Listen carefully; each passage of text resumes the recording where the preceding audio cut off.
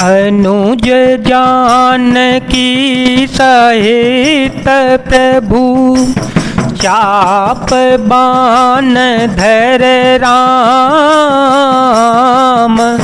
मम हिय गगन इंदो एव बसहूँ सदा नेह काम। हे प्रभु, श्री राम जी, छोटे भाई लक्ष्मण जी और सीता जी सहित धनुष बाणधारी आप निष्काम होकर मेरे हृदय रूपी आकाश में चंद्रमा की भांति सदा निवास कीजिए।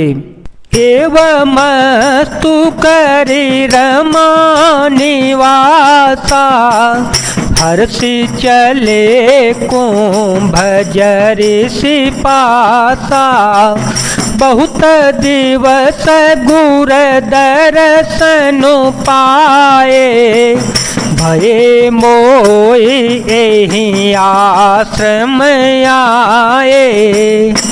एवं मस्तु ऐसा ही हो, ऐसा उच्चारण कर लक्ष्मी निवास श्री रामचंद्र जी हर्षित होकर अगस्त्य ऋषि के आश्रम में चले। तब सुधीक्षण जी बोले, गुरु अगस्त्य जी का दर्शन पाए और इस आश्रम में आए मुझे बहुत दिन हो गए। अब प्रभु संग जाऊं गुर पाही तुम कह नाथ ने हो नाही। देखी कृपा निधि मुनि चतुराई लिए संग बेह से दो भाई। पंथ कहत निज भगति अनुपा पंथ कहत निज भगति अनुपा। मुनियाश्रम पहुँचे सुर भूपा तुरत सूती छन गुर पहि गयो कर दंडवत कहत यस भयो। अब मैं भी प्रभु आपके साथ गुरु जी के पास चलता हूँ। इसमें हे नाथ, आप पर मेरा कोई एहसान नहीं है। मुनि की चतुरता देखकर कृपा के भंडार श्री राम जी ने उनको साथ ले लिया और दोनों भाई हंसने लगे। रास्ते में अपनी अनुपम भक्ति का वर्णन करते हुए देवताओं के राजेश्वर श्री राम जी अगस्त मुनि के आश्रम में पहुंचे। सुतीक्ष्ण तुरंत ही गुरु अगस्त जी के पास गए और दंडवत करके ऐसा कहने लगे, नाथ कौशलाधीश कुमारा नाथ कौशलाधीश कुमारा। आए मिलन जगत आधारा राम अनुज समेत बेदेही। निस देनु देव जपत हूँ जेही। सुनत अगस्त्य तुरत उठी धाये। हर बिलो किलोचन जल छाए। मुन पद कमल परे दो भाए। ऋष अति पीति लिए और लाई। हे नाथ, अयोध्या के राजा दशरथ जी के कुमार जगदाधार श्री रामचंद्र जी छोटे भाई लक्ष्मण जी और सीता जी सहित आपसे मिलने आए हैं, जिनका हे देव आप रात दिन जप करते रहते हैं। यह सुनते ही अगस्त जी तुरंत ही उठ दौड़े। भगवान को देखते ही उनके नेत्रों में आनंद और प्रेमाश्रुओं का जल भर आया। दोनों भाई मुनि के चरण कमलों में गिर पड़े। ऋषि ने उठाकर बड़े प्रेम से उन्हें हृदय से लगा लिया। सादर कुशल पूछे मुनि ज्ञानी। सादर कुशल पूछे मुनि ज्ञानी। आसन बर बैठा रे यानी। पुन करे बहु प्रकार प्रभु पूजा। मोहि सम भाग्यवंत नहीं दोजा।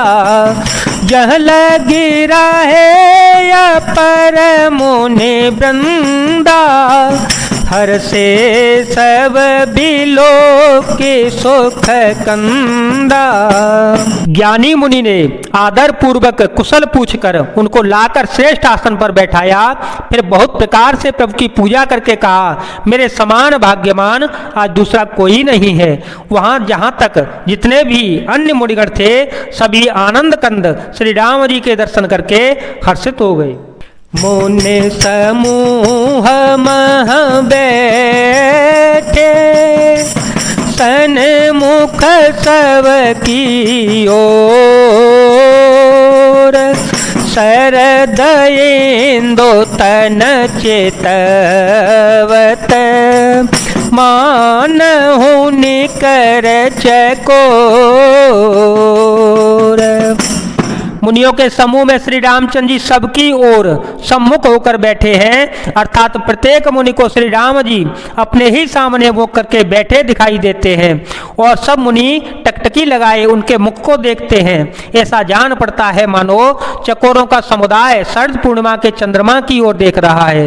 तब रघुबीर कहा मुनि पाही, तुम सन प्रभु दोराव कछु नाही, तुम जानहु जेहि कारण आयऊँ, ताते तात न कहे समझायऊँ, अवसो मंत्र देहो प्रभु मोहे, जेहि प्रकार मारो मुनि द्रोही। मुनि मुस्काने सुनि प्रभु बानी, मुनि मुस्काने सुनि प्रभु बानी, पूछे हूँ नाथ मोहे का जाने। तब श्री राम जी ने मुनि से कहा, हे प्रभु आपसे तो कुछ छुपाव ही नहीं है, मैं जिस कारण से आया हूँ वह आप जानते ही हैं, इसी से हे तात मैंने आपसे समझाकर कुछ नहीं कहा। हे प्रभु अब आप मुझे वही मंत्र सलाह दीजिएगा जिस प्रकार मैं मुनियों के द्रोही राक्षसों को मारूं। प्रभु की वाणी सुनकर मुनि मुस्कुराए और बोले, हे नाथ आपने क्या समझकर मुझसे यह प्रश्न किया।